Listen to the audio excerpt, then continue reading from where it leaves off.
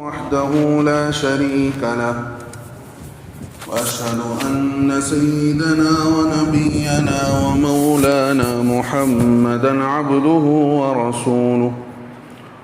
أما بعد فأعوذ بالله من الشيطان الرجيم. بسم الله الرحمن الرحيم. يا أيها الذين آمنوا إن جاءكم فاسق بنبأ فتبينوا أن تصيبوا قوما بجهالة فتصبحوا على ما فعلتم نادمين. صدق الله العظيم. وقال نبينا صلى الله عليه وسلم: إذا دخل الشهر رجب وقال عليه الصلاة والسلام: اللهم بارك لنا في رجب وشعبان وبلغنا رمضان، أو كما قال عليه السلام. بزرگان دین، عزیز نوجوان ساتھی اور دوستوں، یہ مہینہ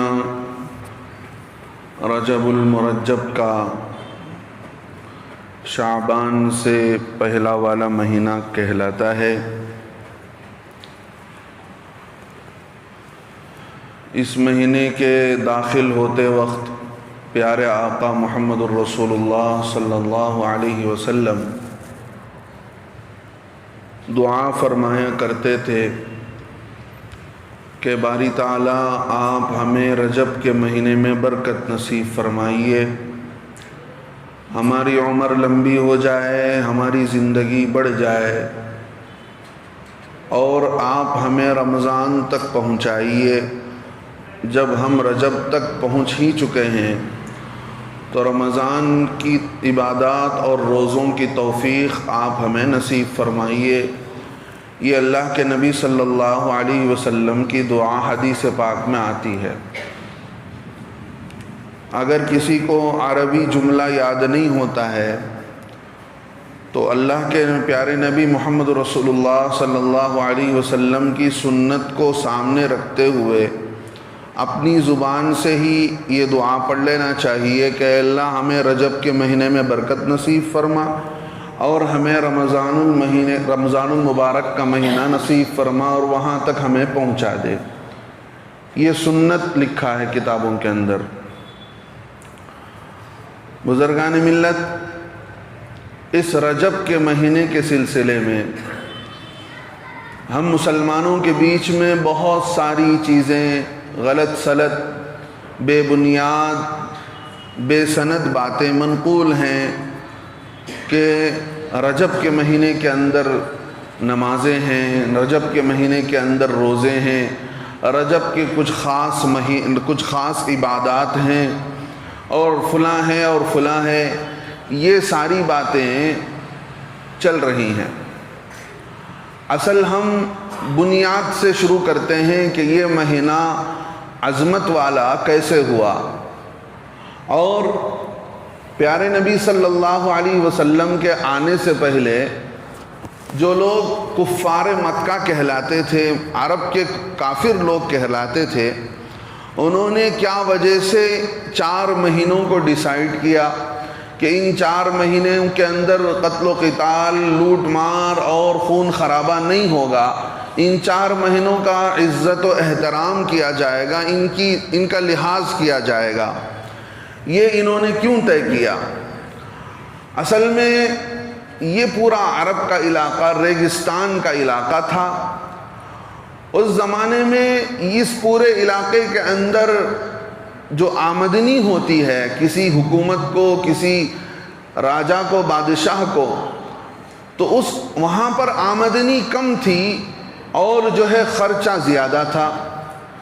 تو یہ عرب لوگ اپنے طور پر زندگی گزارنا پسند کرتے تھے۔ جس کے پاس ہتھیاریں، مال، دولت، طاقت، زمینیں ہوتی تھی، وہ قبیلہ سردار کہلاتا تھا، اس کے مقابل میں جو قبیلہ آتا اس کے آپس میں لڑائیاں چلتی، اور لڑائیاں بھی زبردست لڑائی چلتی کہ برسوں تک وہ لڑائی چلتی رہتی، آپس میں نفرتیں، آپس میں لوٹ مار، آپس میں لوٹ کھسوٹ اور خون خرابے کا ایک عجیب سماں چلتا تھا۔ لہذا جہاں آمدنی کم ہو، خرچ زیادہ ہو جس سوسائٹی کے اندر، تو وہاں کوئی بادشاہ اپنی بادشاہت کرنا پسند نہیں کرتا، تو وہاں پر قبائل کے سرداری چلتی تھی۔ قبیلوں کے جو سردار ہوتے تھے وہی بڑے مانے جاتے تھے، وہی بڑے سمجھے جاتے تھے۔ اب ان کا یہ لینا دینا تھا کہ وہاں پر ریگستان، کوئی چیز اگتی نہیں، وہاں پر کوئی چیز بنتی نہیں۔ اب یہ ہوتا کہ بھئی پانی کی قلت بہت پیش آتی تھی۔ اب جہاں معلوم پڑتا کہ وہاں پانی کا چشمہ نکلا ہے، وہاں پانی زیادہ ہے، تو یہ لوگ یہاں سے وہاں ہجرت کرتے۔ کوئی مستقل پکا گھر تو نہیں ہوتا تھا، جیسے آج کے دور میں جھوپڑیوں میں زندگی گزارا کرتے تھے۔ ان کا مال جو ہوتا تھا، جس کو ہم کیپٹل کہتے ہیں، وہ ان کا اونٹ ہوتا تھا، یا اس سے زیادہ کھجور کے باغات ہوتے تھے۔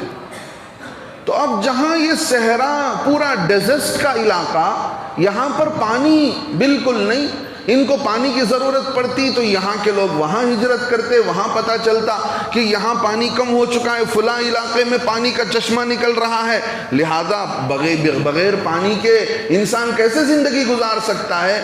اللہ رب العزت نے اپنے کلام پاک میں فرمایا وَجَعَلْنَا مِنَ الْمَاءِ كُلَّ شَيْءٍ حَيٍّ، انسانوں ہم نے پانی ہی سے ہر چیز کو زندگی دے رکھی ہے۔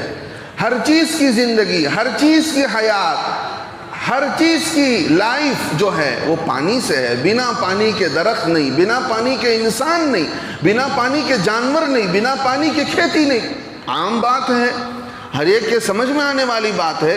تو یہ ہجرت کرتے تھے، لیکن عرب کا جو علاقہ ہوتا 500 کلومیٹر سے زیادہ آگے نہیں بڑھتے تھے۔ تو اب یہ لوگ جب حج کو چلتے تو کوئی کسی کا راستہ 1 مہینے کا، کسی کا 1.5 مہینے کا راستہ، جب اپنی سہولت کے لیے تو انہوں نے ہجرت کر لیا تھا، پانی کے لیے، تجارت کے لیے، لیکن راستے میں حج کے لیے چلتے تو لوٹ لیے جاتے۔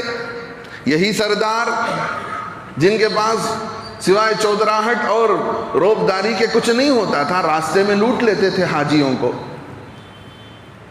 تو جب مکہ پہنچتے تو ان کے پاس کچھ نہیں ہوتا تھا حج کرنے کے لیے۔ تو ان عرب کے سرداروں نے بیٹھ کر، ان عرب کی برادریوں نے، قبائل نے بیٹھ کر مشورہ کیا کہ دیکھو ایسا ہونا چاہیے کہ کچھ مہینے لوٹ مار اور آپس کی خون خرابے نہیں ہونی چاہیے۔ یہ حج کے مہینے، یہ اس کے لیے بہت ہی اچھا ہے، بہت ہی برابر ہے۔ لہذا ہم ایسا کرتے ہیں کہ ان حج کے مہینے میں ایک دوسرے کے مال لوٹنے کو، خون خرابے کو اپنے اوپر حرام کر لیتے ہیں۔ انہوں نے 3 مہینے متعین کیے، ذی قعدہ کا مہینہ، ذی الحج کا مہینہ اور محرم کا مہینہ۔ 4 مہینے متعین کرنے تھے، لیکن 4 مہینے متعین کر لیتے تو ان کا ہی نقصان ہوتا۔ یہ چونکہ لٹیرے تھے، ان کو راستہ لوٹنا تھا، اپنی روزی روٹی چلانی تھی۔ اگر کنٹینیو 4 مہینہ اپنے اوپر حرام کر لیتے تو انہی کا نقصان ہوتا۔ انہوں نے کیا کیا، 4 مہینے کے بجائے ہم کیا کرتے ہیں، 1 مہینہ اٹھا کر ادھر ڈال دیتے ہیں، تاکہ یہ 3 مہینے حاجیوں کے لیے آسانی ہو۔ اور جو ہے حاجی اس زمانے میں عمرہ کرتے تھے، زیادہ تر عمرہ کرتے تھے رجب کے مہینے میں۔ یہ بتا رہا ہوں میں اللہ کے نبی صلی اللہ علیہ وسلم سے آپ کے آنے سے پہلے کا دور۔ رجب کے مہینے کو وہ لوگ عظمت کا مہینہ سمجھتے تھے، لہذا وہ عمرے کے لیے جایا کرتے تھے۔ آج بھی کچھ لوگ جاتے ہیں، اس کی کوئی بنیاد نہیں ہے۔ دین محمدی صلی اللہ علیہ وسلم بڑا صاف اور کھلا ہوا مذہب ہے۔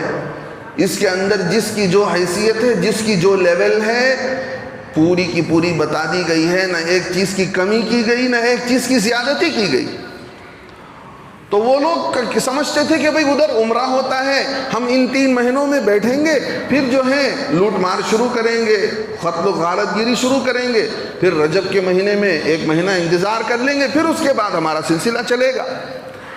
یہ انہوں نے 4 مہینے اپنے اوپر حرام کر لیے کہ ان 4 مہینوں میں لوٹ مار کھسوٹ ہمارے لیے جو ہے جائز نہیں ہے، ہم اپنے لیے پابندی عائد کر لیتے ہیں، لیکن انہی کا نقصان ہوا، ان کا نقصان ہوا، ان کی آمدنی بند ہو گئی، اور ان کے لیے جو ہے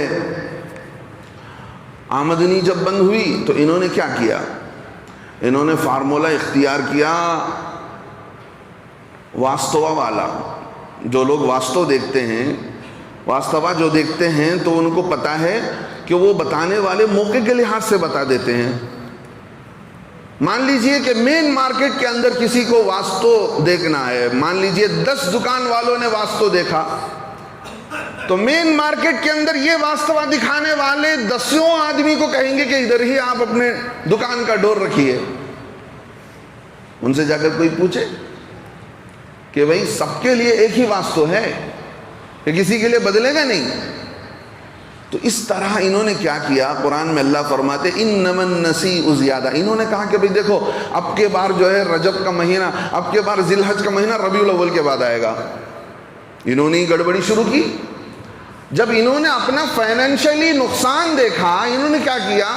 حج کے مہینے کو ہی بدل دیا۔ اب کہنے لگے کہ بھئی یہ 3 مہینے وہ ربیع الاول کے بعد آئیں گے، یہ 3 مہینے وہ رجب سے شروع ہوں گے، تو رجب ذی قعدہ رجب شعبان رمضان میں ختم ہو جائیں گے۔ تو قرآن نے کہا انما النسیء زیادۃ فی الکفر، یہ جو تم بدلا رہے ہو اپنے مرضی سے، کیا مطلب؟ میں اس کو سمجھاؤں آپ حضرات کو، آپ کو فرصت نہیں ہے جمعہ نماز پڑھنے کی، آپ نے کہا کہ بھئی جمعہ ہم اتوار کو پڑھ لیں گے، کیا بات ہے؟ آج سے 50 سال پہلے کفر اور ضلالت کے ماحول میں امریکہ اور یورپ اور ویسٹرن کے علاقے، امریکہ کے علاقے، یہ سارے گمراہی میں پڑے ہوئے تھے۔ تو اس دور میں جب وہاں جماعتیں پہنچتی تھی تو وہ لوگ ہالیڈے کے دن ہی جمعہ پڑھتے تھے، اتوار کے دن۔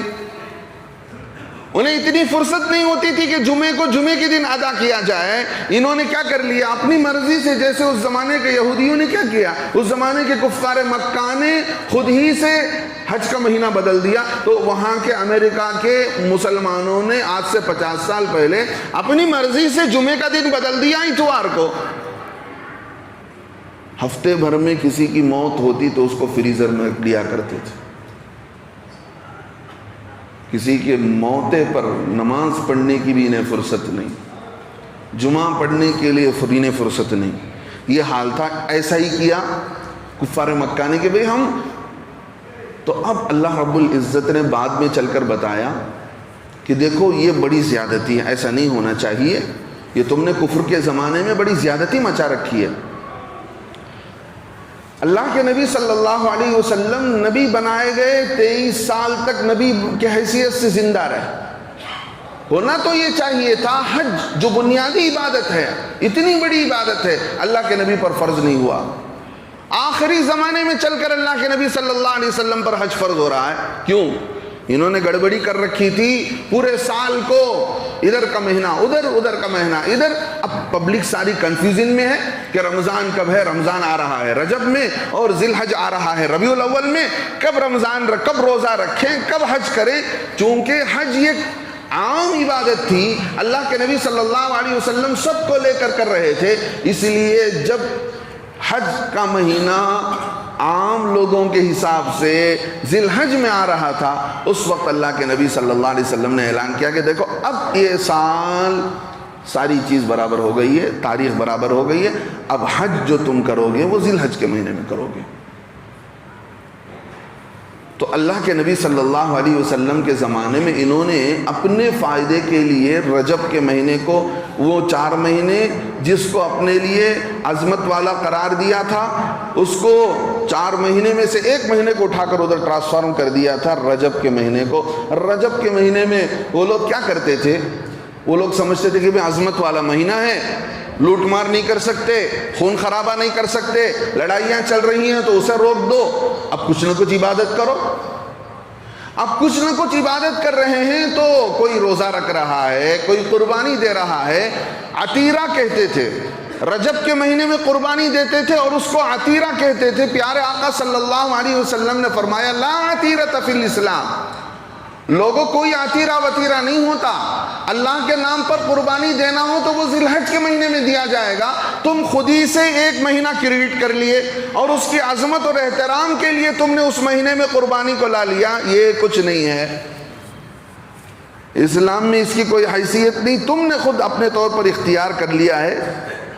قرآن نے اس کی بڑی سرزنش کی بتایا کہ اللہ کے نبی صلی اللہ علیہ وسلم نے بتایا لا عتیرۃ فی الاسلام، عتیرہ وتیرہ کچھ نہیں ہوتا ہے، لہذا ہاں۔ اور یہ کہ یوں بھی کہتے تھے رجب کے مہینے کے متعلق اس زمانے کے کافر کہ یہ گونگا مہینہ ہے، ہماری زبان میں کہیں تو مکہ مہینہ ہے۔ کیوں؟ اس لیے کہ اس مہینے میں کوئی خون خرابہ نہیں، تلواروں کے تیر کے چلنے کی آواز نہیں، ہونا تو یہ چاہیے تھا کہ اس مہینے میں بھی تیر تلوار چلتے۔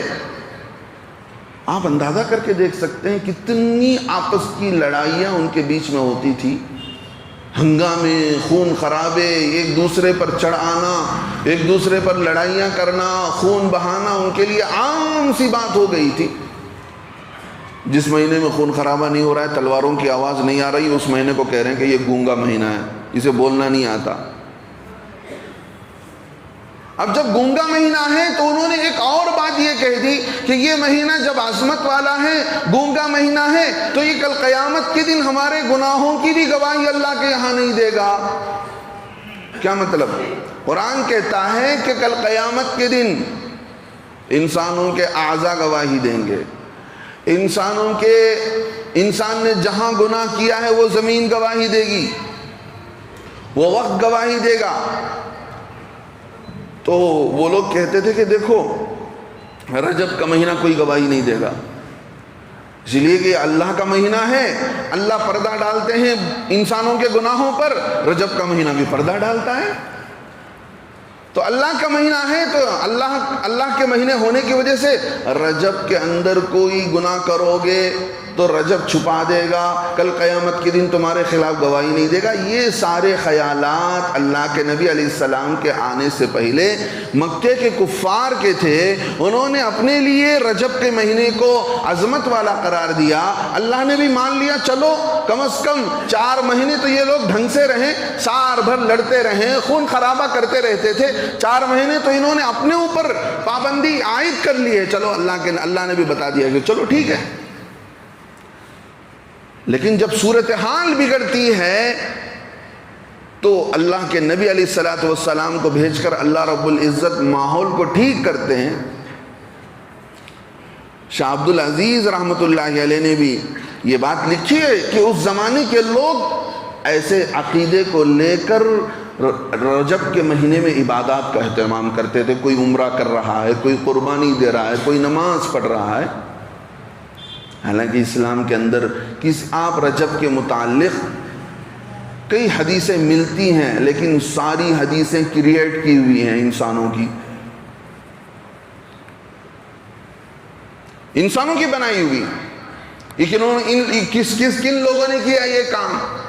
اس زمانے کے جاہل صوفیہ، کمرشل صوفیہ جو تھے، انہوں نے کریٹ کیا۔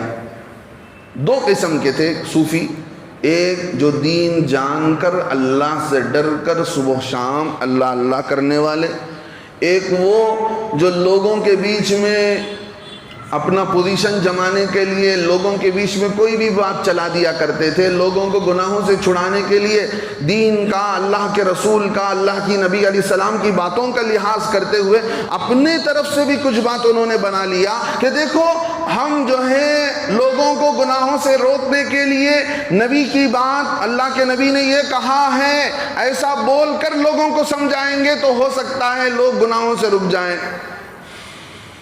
حالانکہ اپنے طرف سے کوئی حدیث نہیں بیان کر سکتے۔ من کذب علی متعمدا فلیتبوأ مقعدہ من النار، بخاری شریف کی حدیث ہے، اللہ کے نبی فرماتے جو مجھ پر جھوٹ بولتا ہے، جس نے مجھ پر جھوٹ بولا اسے چاہیے کہ وہ اپنی سیٹ جہنم میں ریزرو کروا لے۔ تو انہوں نے جھوٹی سچی حدیثیں لگائیں۔ جتنی باتیں آپ سنتے ہیں پرانی عورتیں بڈھی اماؤں کے زبانوں سے کہ جمعے کے دن ایسی نماز ہے، اتوار کے دن ایسی نماز ہے، ربیع الاول میں یہ نماز ہے، رجب کے مہینے میں یہ نماز ہے، تو یہ جاہل صوفیاؤں نے اپنے طرف سے کئی چیزوں کو بتایا، کئی چیزوں کو بیان کیا۔ مثال کے طور پر کہا کہ جو رجب کے مہینے میں 8 روزے رکھے گا اس کے لیے جہنم کے دروازے بند کر دیے جائیں گے۔ دیکھیے علماء اور محدثین کون ہوتے ہیں؟ جو حدیث کا پورا علم رکھتے ہیں، وہ جانتے ہیں کہ کون سی حدیث کہاں بیان کی گئی ہے، کس کتاب کے اندر کون سی حدیث آئی ہے، کس حدیث کا کیا درجہ ہے، صحیح حدیث کیا ہے، ضعیف حدیث کیا ہے۔ ضعیف حدیث ایسی ضعیف نہیں ہو جاتی ہے، اس کا مطلب یہ ہے کہ کسی حدیث کو بیان کرنے والے راوی کے اندر جو کنڈیشنز ہونے چاہیے وہ ان کنڈیشنز میں کمپلیٹ نہیں ہے، تو اس کے متعلق یہ کہہ دیا جاتا ہے کہ اس کی یہ حدیث ضعیف ہے۔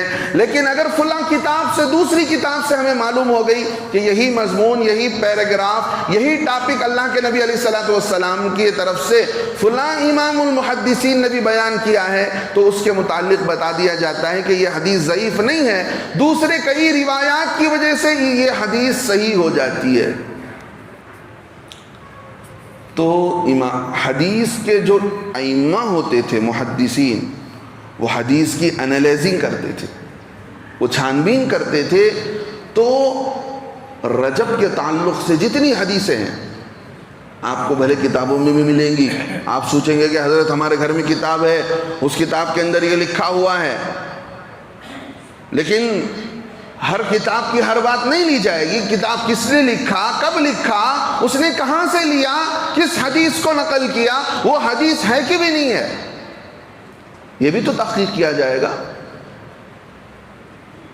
رجب کے تعلق سے کتنی حدیثیں ہیں، اگر میں بیان کروں تو لوگ سمجھیں گے کہ کچھ نہ کچھ تو ہوگا جس کی وجہ سے اتنی ساری حدیثیں ہیں، چلو کچھ تو کر کے دیکھ لیں گے۔ ایک مولوی صاحب نے بیان کیا کہ نماز پڑھنے والے کے چہرے پر اس لیے نور ہوتا ہے کہ نماز پڑھنے والا سجدے میں جاتا ہے تو بلڈ سرکولیشن ہارٹ کے ایریے میں زیادہ ہوتا ہے، جس کی وجہ سے چہرے کے اندر رونق آ جاتی ہے۔ ایک دوسرے بڑے عالم نے انہیں روکا، بھئی اگر یہ ریزن تم بتاؤ گے تو لوگ نماز پڑھنے کے بجائے صرف سجدہ کریں گے اور سمجھ جائیں گے کہ سجدہ کرنے سے چہرے پہ نور آتا ہے، ورنہ ہر گورا آدمی کو دیکھ کر یہ سمجھیں کہ یہ نمازی ہے۔ اللہ تعالیٰ نماز کی برکت سے چہرے پر ایک نور لاتے ہیں تو وہ نور کی برکت، وہ نور الگ ہے۔ تو جو بھی باتیں ہمارے بیچ میں رجب کے تعلق سے، مثال کے طور پر 27 رجب کے تعلق سے مشہور ہے کہ یہ 27 رجب، اس میں جو ہے اللہ کے نبی علیہ السلام کو معراج نصیب ہوا۔ معراج اسی مہینے میں ہوا کہ نہیں ہوا، اس بارے میں اختلاف ہے۔ کئی ساری روایات کے متعلق یہ پتہ چلتا ہے کہ یہ معراج کو جو اللہ کے نبی علیہ السلام کو نصیب ہوا اور ربیع الاول میں نصیب ہوا۔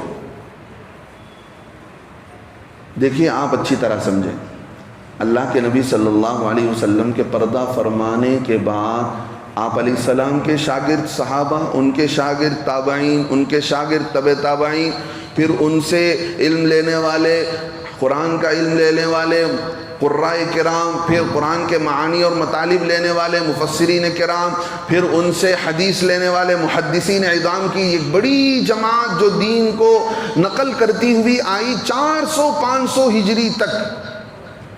یہ بالکل زمانہ بالکل پاک و صاف رہا، بدعات و خرافات، دین کے اندر نئی نئی چیزیں نہیں آتی تھی۔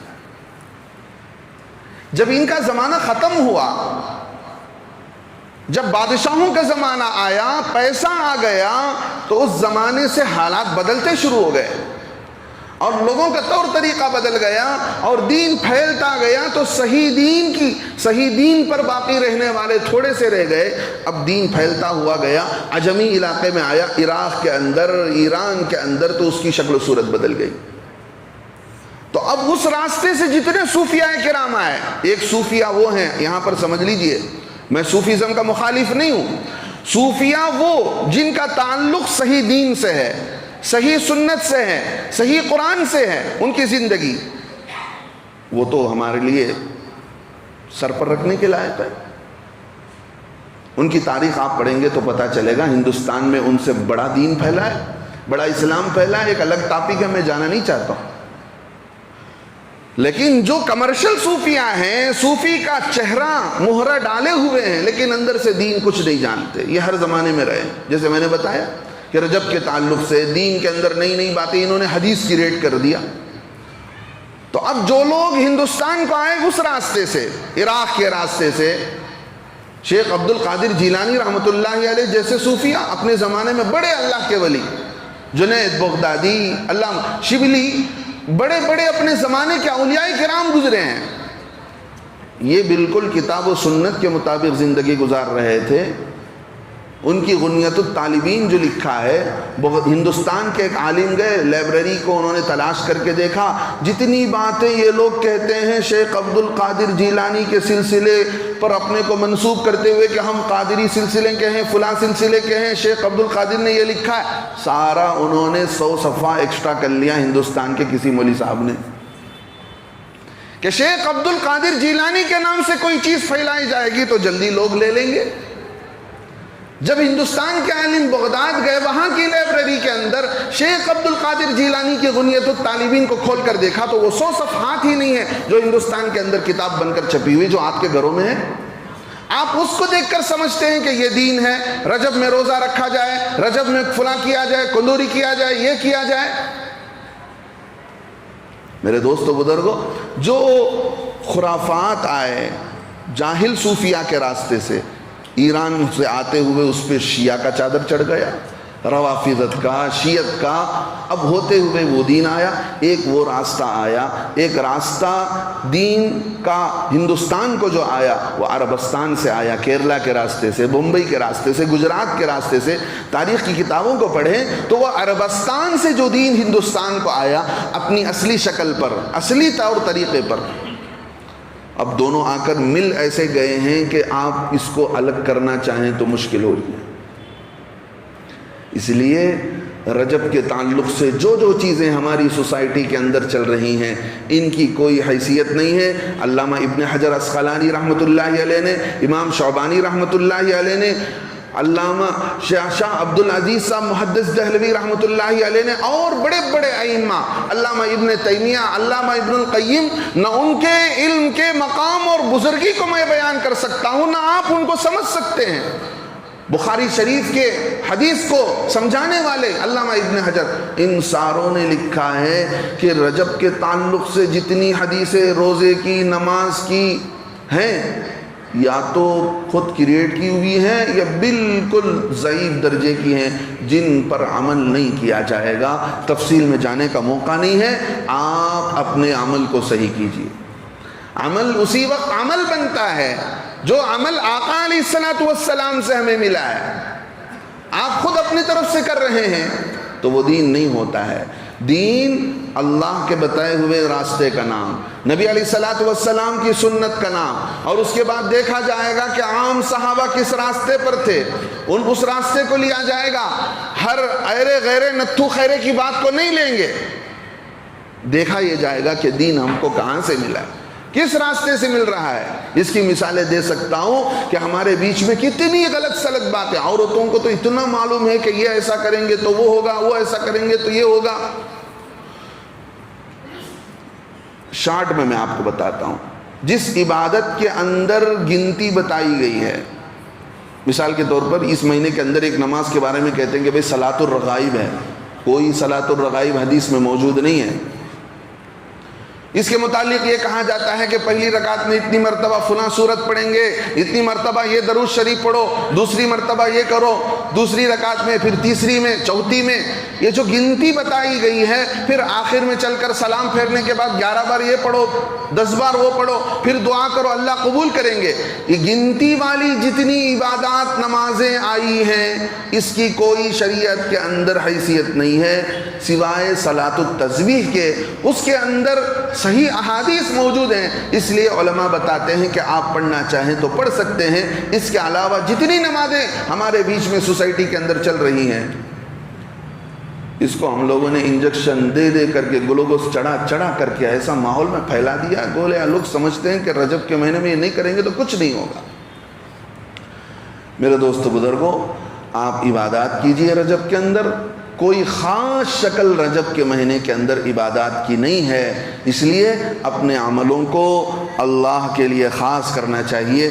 حضرت عمر رضی اللہ عنہ کے زمانے میں بتا دوں، حضرت عمر رضی اللہ عنہ کے زمانے میں لوگ کرتے تھے، جو آدمی دین میں داخل ہوتا اگر وہ رجب کا مہینہ ہوتا تو اس کو پابندی سے روزہ رکھا کرتے تھے اور کہا کرتے تھے کہ یہ رجبی روزہ ہے۔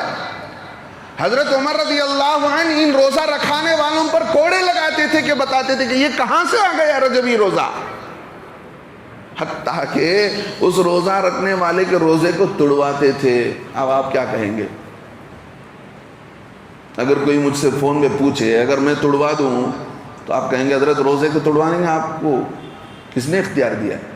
حضرت عمر رضی اللہ عنہ صحابہ سمجھتے تھے کہ دین وہی ہے جو ہم کو آقا علیہ السلام سے ملا ہے، جو ملا جتنا ملا وہی ہے، اس کے علاوہ دین نہیں ہے۔ کیا بتائیں ہم آپ کو، لوگ وہاں جاتے ہیں عمرے میں، غار ثور کی مٹی کو لے کر آتے ہیں، بدر کی مٹی کو لے کر آتے ہیں، برکت ہے، اب اس کو چومتے ہیں۔ بھئی کہاں لکھا ہوا ہے؟ اگر ہم اس کے بارے میں زیادہ بولتے ہیں تو کہیں گے کہ بھئی دیوبند والے یہ تو ولیوں کو مانتے نہیں، برکت کو مانتے ہی نہیں۔ اللہ کے نبی صلی اللہ علیہ وسلم کے صحابی حضرت عمر، جن کے اندر اتنی کیپیسٹی تھی کہ وہ نبی بنائے جاتے، حجر اسود کو دیکھ کر کہتے انکا حجر لا تضر ولا تنفع، اے حجر اسود تو ایک پتھر ہے، نہ تجھ سے نفع ہوگا نہ نقصان ہوگا۔ میں نے آقا صلی اللہ علیہ وسلم کو تجھے بوسہ دیتا ہوا دیکھا ہے، اس لیے میں بس بوسہ دے رہا ہوں، ورنہ میں تجھے بوسہ بھی نہ دیتا۔ بازو مقام ابراہیم ہے، کوئی جا کر بوسہ دے رہا ہے، غلط ہے۔ آپ کہیں گے کہ حضرت اس میں کیا خرابی ہے؟ نہیں، جو ہم کو سکھایا گیا ہے وہی کریں گے، جتنا بتایا گیا ہے وہی کریں گے، یہی دین کا مزاج ہے۔ کل قیامت کے دن ایسا ہی نہیں کہا جائے گا، میدان حشر میں بہت سارے ایمان والے آئیں گے، مسلمان آئیں گے، فرشتے کہیں گے اے اللہ کے نبی علیہ السلام یہ جو لوگ آ رہے ہیں نہیں جانتے آپ کے بعد انہوں نے دین کو کیسے بگاڑا، دین کی شکل کو کیسے بگاڑا، محرم کے نام پر، ربیع الاول کے نام پر، فلاں نام پر، فلاں نام پر دین کی شکل کو بگاڑ دیا، دین کی صورت کو بگاڑ دیا۔ اللہ کے نبی صلی اللہ علیہ وسلم فرمائیں گے سحقاً سحقاً، دور ہو جاؤ دور ہو جاؤ، بھلے تم میرے امتی ہو لیکن میرے طریقے پر جیے نہیں ہو تو میرے ہاتھوں سے حوض کوثر کا چشمے سے فائدہ اٹھانا تو دور کی بات، میرے ہاتھوں سے پینا تو دور کی بات، میرے حوض کوثر کا تمہیں ایک گھٹ پانی بھی نہیں ملے گا۔ تو میرے دوستو بزرگوں، ہر وہ عمل جو میں بنا لوں آپ اختیار کر لیں، دین نہیں ہو جاتا ہے۔ اپنے دین کو صحیح کرنے کی ضرورت ہے، اللہ کے لیے خالص کرنے کی ضرورت ہے۔ دین وہی ہے، سنت وہی ہے جو اللہ کے نبی صلی اللہ علیہ وسلم کے زمانے سے لے کر ہم تک پہنچا ہے۔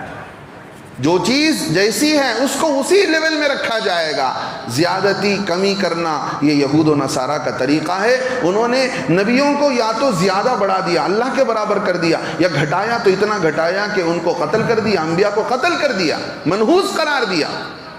تو ہمارے دین کے اندر یہ نہیں ہے کہ کسی کو بڑھاؤ تو اتنا بڑھاتے چلے جاؤ، کسی کو گراؤ تو اتنا گراتے چلے آؤ۔ دین وہ ہے جو ہم کو بڑوں سے ملا ہے، جو ہم کو اپنوں سے ملا ہے۔ اللہ سے دعا ہے اللہ رب العزت ہمارے دین کی حفاظت فرمائے، ہمارے اعمال کی حفاظت فرمائے، ہمیں صحیح سنت طریقہ جاننے کی توفیق نصیب فرمائے۔ اللہ کو کیا منہ دکھائیں گے ہم سنت سیکھنے کے لیے تیار نہیں، دین سیکھنے کے لیے تیار نہیں، دین جاننے کے لیے تیار نہیں۔ پیسے کمانے کے لیے تو تیار ہیں، پیسے کے لیے زندگیاں کھپ رہی ہیں، کچھ سنت کے لیے بھی وقت نکالیے، کچھ دین سیکھنے کے لیے بھی وقت نکالیے، آپ کو پتہ چلے گا کہ دین کیا ہے، سنت کیا ہے، جو کیا چیز ہے کیا چیز نہیں ہے۔ جو سنتے سناتے چلے آ رہے ہیں اسی راستے پر چل رہے ہیں۔ ہر سنی سنائی چیز اللہ کا دین نہیں ہو جاتا، عبادت نہیں ہو جاتا۔ کئی ساری باتیں آپ حضرات کے سامنے میں نے بتایا کہ ذی الحج کی قربانی کو اللہ کے نبی علیہ السلام نے رجب کے مہینے میں ختم کیا، اور حضرت عمر رضی اللہ عنہ نے رجبی روزے کو ختم کیا، فرمایا کہ رمضان کا روزہ تو اصل روزہ ہے، تم رجب کے روزے کو اصل سمجھ رہے ہو۔ یہ ہمارے سامنے کھلی ہوئی کتاب ہے۔ اللہ سے دعا ہے اللہ تعالی ہمیں کامل دین پر چلنے کی توفیق نصیب فرمائے۔